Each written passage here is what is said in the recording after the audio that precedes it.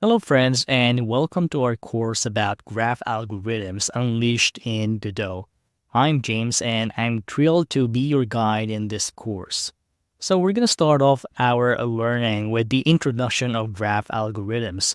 In here, we're going to be introducing to you the fascinating world of graph algorithms, where we talk about what graph theory is. You'll learn the fundamental concepts and understand why these algorithms are crucial in solving complex problems in computer science, networking, computer games, and beyond.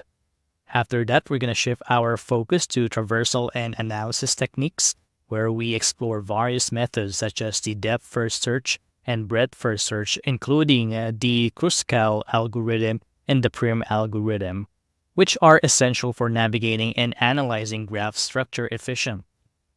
And after understanding the theory, we take a hands-on approach by implementing the BFS and the Godot game engine. So this is a practical session that will help you understand how graph algorithms can be applied in real-world scenarios, particularly in game development. And finally, we explore Kruskal and Prim's algorithms. These algorithms are pivotal for finding the minimum spanning tree MST in a graph, a key concept in optimizing network designs and reducing cost. So by the end of this course, you'll have the basic knowledge of how you can apply these algorithms in your game project development. So all of that and more, I'll see you on the next lesson. Hello friends, and welcome back. Now that you have a good understanding of the graph theory and the different kinds of graph traversal techniques such as a DFS and BFS, let's now dive inside the Godot engine application and see the concepts in action. Now I have my Godot engine launched already, but then before you start, make sure that you are using the mono version which supports the C# coding language. And the reason for this is that while GD scripts offer simplicity and tight integration with Godot, C# provides a better performance and advanced language features, superior tooling, and a broader ecosystem. And it still depends on your skill set and your team's project needs. So again, I'm going to be using the C# for this particular course. Aside from that, you also need to download the .NET SDK kit. So to make sure the version is 6.0 or later. And once you have that, you're good to go in applying the graph traversal techniques inside the Godot game engine. Now let's go ahead and start. Gonna be just opening up my Godot engine, and we're gonna go ahead and create a new project. So I'll just name this project Pathfinder. And again, the DFS and BFS can be used to determine paths that AI agents, and when I say AI agents, we're talking about enemies or NPCs that you have in the game world. So you can definitely use the DFS and BFS algorithm for such cases. DFS and BFS can be also used to analyze and design levels such as ensuring all areas are accessible or calculating distance between points. But then for this course, we're going to focus on pathfinding for AI agents application. So start naming your project. So I named mine Pathfinder. I'm going to go ahead and just browse for a location for this file. I'm just going to create a new folder under the desktop directory. Click on create folder. I'll just name this Godot engine or Godot game project, for example. And I'll click on OK. And I'm going to be using this current folder. So I'll just click that and you'll notice that we have this check icon, means that we're all good. Now down here, you'll also notice that you have 3 types of render, and depending on what you want to achieve on your project or game, you'll be selecting a different renderer. So we have the Forward Plus, which supports desktop platform only. We have the mobile, we have the compatibility, and this is the fastest rendering of the simple scenes. But then since we're just showing the concept of the graph traversal techniques inside the application, I can just go ahead and use the default.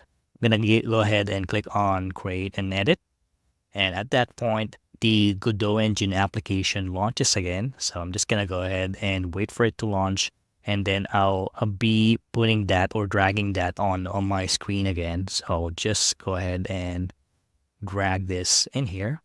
Go ahead and enlarge this so that you can properly view this. And we'll start off with creating our root node. So I'm gonna be selecting the 2D scene, and I'll just rename this to Pathfinding, just like so. I'll just go ahead and save this scene. All right, Control S or Command S is the keyboard shortcut. So I'm gonna go ahead and just click that, and I'll just name this main and click on save. I'll go ahead and navigate on the files here on the file system tray and right click. I'm gonna create a new folder and just name this script. I'll just put this in here so that this is where all our script will go in. Now go ahead and right click the script folder, and we're gonna go ahead and create a new script here. Just click that, make sure the language is in C#, and let's go ahead and rename this. I'm gonna go ahead and just rename this part right here.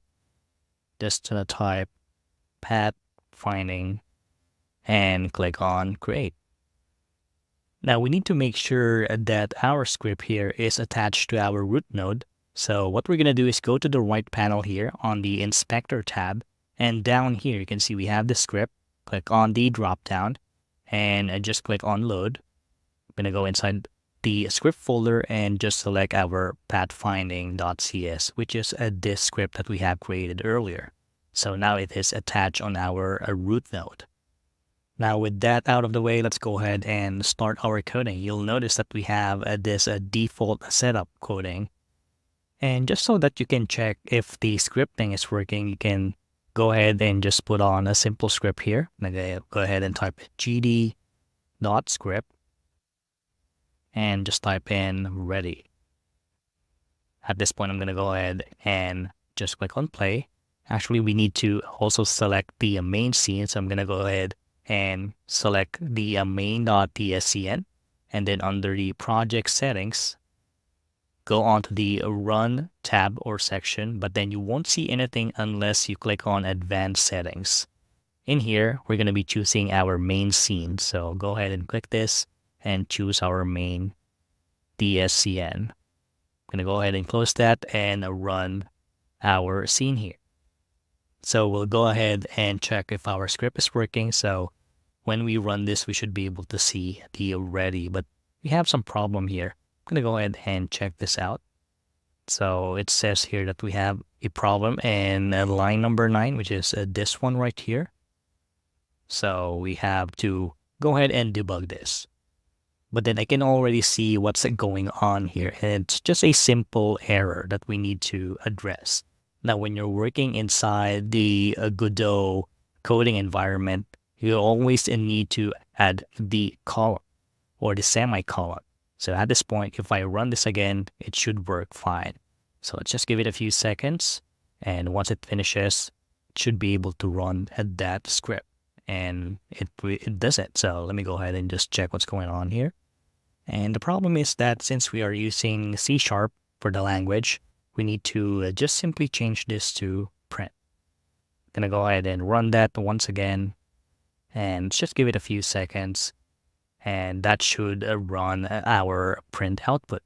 So you can see that it doesn't show anything since we are not adding any interface or object. But then if we go ahead and cancel out of that, you can see that the output says here is ready. So we have successfully run, and we are now sure that our script here is working. So we can now go ahead and add our algorithms.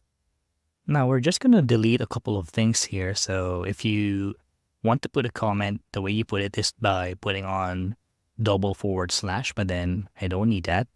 So I'll go ahead and also delete all of this. And in here, I'm just going to be adding using system.collections.generic. All right. Now let me go ahead and explain to you each of this. So when you put on this code here, this imports the Godot engine's API, and it allows you to use its classes and methods. The second line of code imports the base class library of C#, providing basic functionalities like data types and console input and output. And finally, we have the systems.collections.generic. So basically, this imports the generic collection and namespace, allowing us to use collections like dictionary, list, and queue. And down here, I'm going to go ahead and just change this to, I think I'll have that name here, but then instead of just node, I'm going to be putting in node 2D. All right. And the node 2D, or this line of code, is it defines a new class called Pathfinding, which is the one that we put here. So you can put in any name here, but then make sure that it's easy to use, because you'll be using this, or you'll be calling this out most of the time. And after this, it actually inherits that from the node 2D. So the partial keyword here, you can see it here, is required by Godot for C# scripts. And the node 2D here is a type of node used for 2D games in Godot engine, since we also used the 2D scene earlier. That's why we're specifying it in here. Now, at this point, we need to declare a 2D array of integers, and we're going to name that grid. And this will represent the game map where each cell can be walkable. For example, it starts with 0, or an obstacle that starts with 1. So in here, I'm going to go ahead and just type in private int, and we're going to go ahead and create an array. And then I'll put that in grid. So we also need to declare and initialize an array of vector objects representing the 4 possible movement directions, which is up, down, left, and right.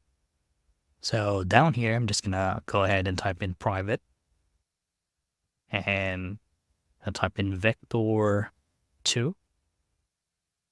All right, directions equals to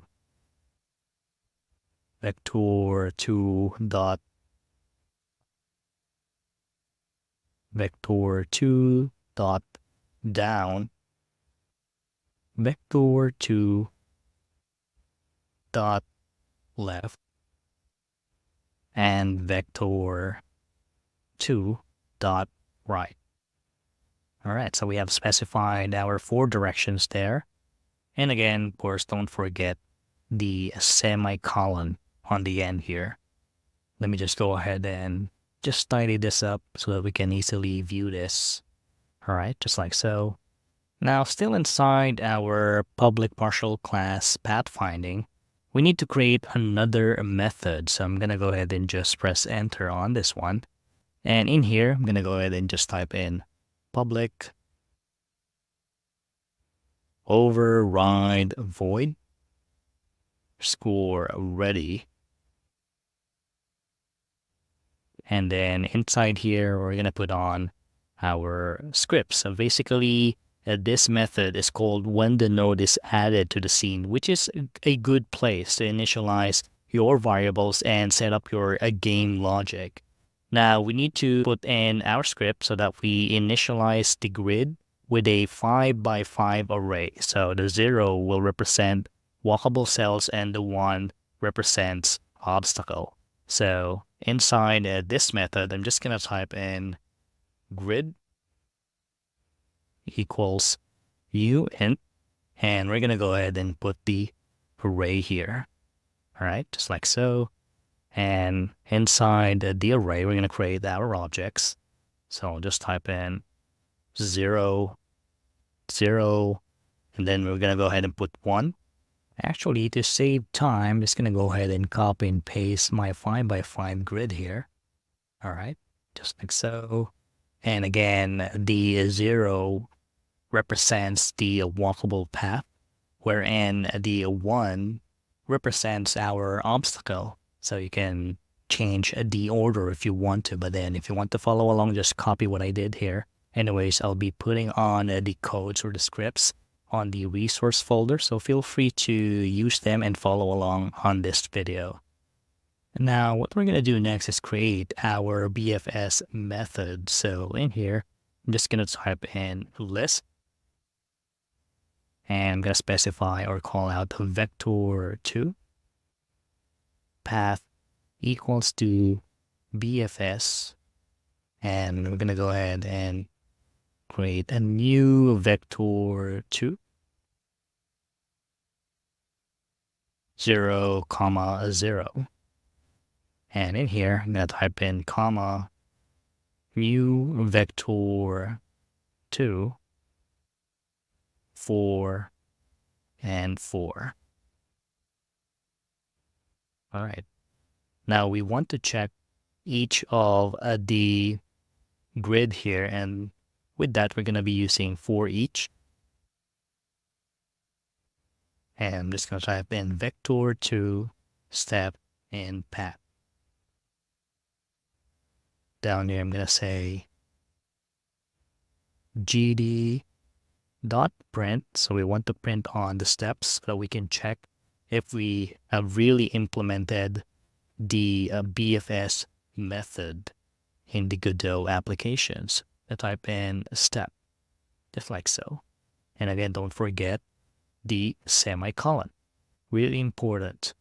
So again, what will happen here is that this method will call on the BFS method with a starting position of 0 by 0, and the goal position will be 4 to 4.